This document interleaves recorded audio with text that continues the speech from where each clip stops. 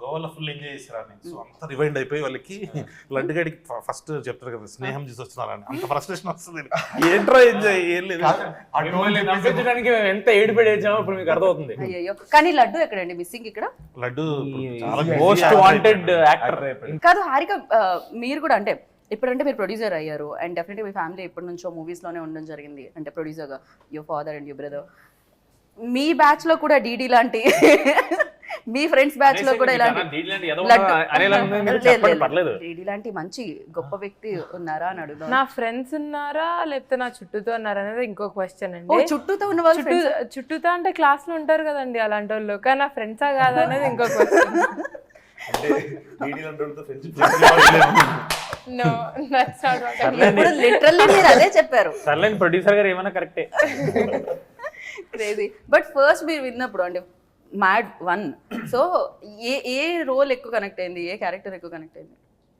అలా చెప్పలేమండి, ఎందుకంటే ముగ్గురు MAD, మనోజ్, అశోక్, దామోదర్.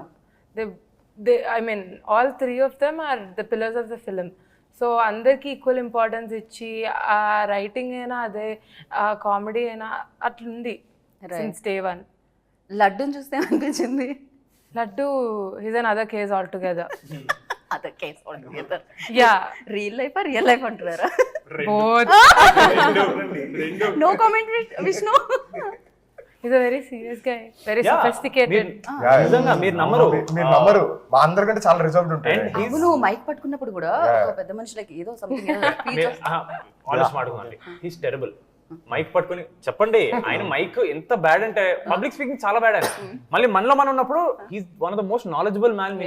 మీరు ఏ టాపిక్ అయినా తేయండి, he'll have some knowledge about it. లేదండి షూటింగ్ లో కూర్చొని మేము గేమ్లు ఆడుకుంటామేమో ఫోన్ లో, లేకపోతే రీల్స్ చూస్తామేమో, లడ్డు మామ కూర్చొని he keeps learning new languages. Japanese చదువుతుంటాడు, ఏదో ఒక ఆర్టికల్ చదువుతుంటాడు, ఏదో చేస్తుంటాడు ఆయన. అందుకనే కొంచెం చాలా అంటే ఇంత నాలెడ్జ్ తో ఎలా మెయింటైన్ చేయడం అనేది కొంచెం కష్టమే మైక్ ఇవ్వగానే. అంతేలేండి, మేధావులందరూ తక్కువ మాట్లాడతారు, మాట్లాడడం రాదు.